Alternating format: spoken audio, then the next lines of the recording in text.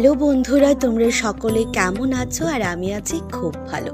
তো চলো আরও একটি নতুন ব্লগে তোমাদের সকলকে জানাই স্বাগত। এটা হচ্ছে নবমী পূজার সকালে। অষ্টমীর দিন সকালে যেতে পারিনি বলে নবমীর দিন ঘুম থেকে উঠে ফ্রেশ হয়ে চলে যাই দুর্গাবাড়ি।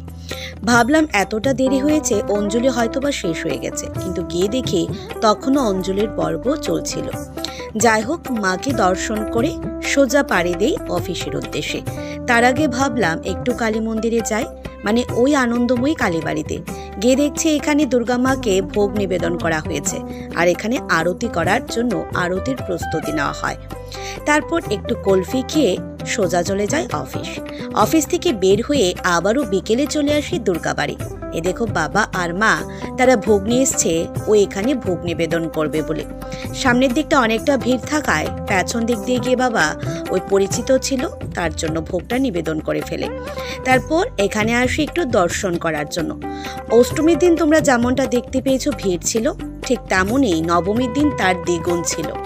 সেদিন মা বাবাকে নিয়ে গিয়েছিলাম, সাহেব আর যেতে পারিনি, সাহেব বাড়িতে ছিল না তাই।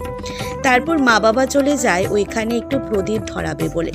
আর ভিড়টা হয়তোবা তোমরা দেখতে বুঝতেই পারছো কতটা ছিল।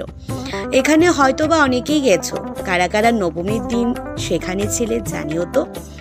আচ্ছা, তারপর মা আর বাবা মিলে প্রদীপটা ধরিয়ে নেয়। বাবা এখানে দুর্গা মাকে কিন্তু দেখাচ্ছিল, আর মা ধরিয়ে নিচে লাগাচ্ছিল। অষ্টমীর দিন মনটা ভীষণ খারাপ ছিল, অঞ্জলি নিতে পারিনি বলে। তারপর নবমীর দিন সকাল সকাল ছুটে যায় মার বাড়ি। তারপর সেখানে দর্শন করি, আবার মায়ের আশা মতো এবং মায়ের ইচ্ছা অনুযায়ী আমরা আবার বিকেলেও মাকে দর্শন করতে পারি। আমি যেমনটা বলেছিলাম দুর্গাবাড়িতে যাওয়ার ইচ্ছে ছিল বলে পরপর 3 থেকে 4 বার দুর্গাবাড়িতে আমার যাওয়া হয়েছিল। যাই হোক, এখানে মায়ের এই প্রদীপ ধরানোর পর এবার বাবা বলছিল চলে যাবে, তাই আমরা বের হয়ে পড়ি। তারপর ভাবলাম এই কাছে যেহেতু আনন্দময়ী কালীবাড়ি রয়েছে, সেখানে পূজাটা একটু মাকে দেখিয়ে আনি। তো সে মোতাবেক বের হচ্ছিলাম। আমার অবস্থাটুকু দেখো, কতটুকু ঘেমে গিয়েছিলাম। সারাদিন সকালে বের হয়েছি, মাকে দর্শন করেছি, তারপর অফিস করে সন্ধ্যার পর আবার সারাদিনের পর যা হয় আর কি। এখানে মা আর আমি মিলে বাবাকে খুঁজছিলাম। হঠাৎ এসে দেখি বাবা এখানে ফুচকা খাচ্ছিল। তো ভাবলাম একা একা কেন খাচ্ছে। তারপর বাবা বলল যে না, তোদের জন্য বলে রেখেছি যে 2 জন আসবে আরো। তারপর 3 জন মিলে সুন্দর করে দাঁড়িয়ে এখানে অনেকগুলো ফুচকা খেলাম। খাওয়ার পর এখান থেকে সোজা চলে যায় রাজবাড়ি। সেখানে ওই যেহেতু রবিবার ছিল, উইকেন্ড হাফ চলছিল, সেটাও একটু মাকে দেখালাম। সকলে মিলে দেখে এখানে গান বাজনা হচ্ছিল, বেশ ভালোই লাগছিল। এখন যেহেতু লোকেশনটা একটু চেঞ্জ করেছে, তাই ভিড়ভাট্টাটাও কম থাকে আর অনুষ্ঠানটাও সুন্দর হয়, দেখা যায়।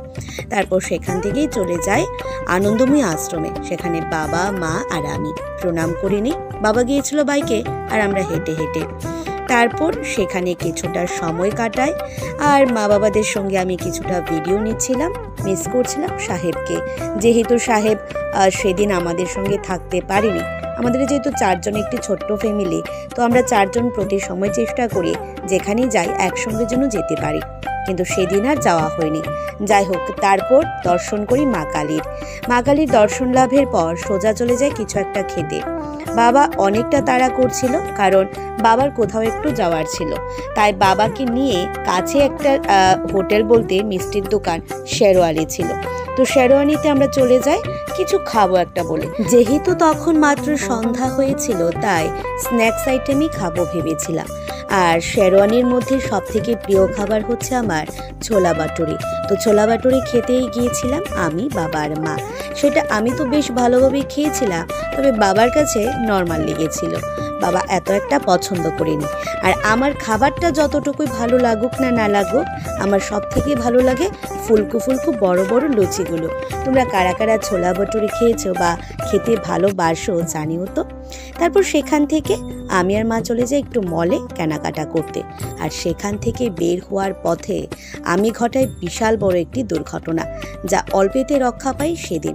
হয়তোবা দুর্গা মায়ের আশীর্বাদ আর কালী মায়ের আশীর্বাদ ছিল বলে। তো তোমরা সবসময় সাবধানে চলাফেরা করবে, আর সেলে যাওয়ার সময় অবশ্যই নিজেদের খেয়াল রাখবে। আজকের মতো একটু টাটা, বাই বাই।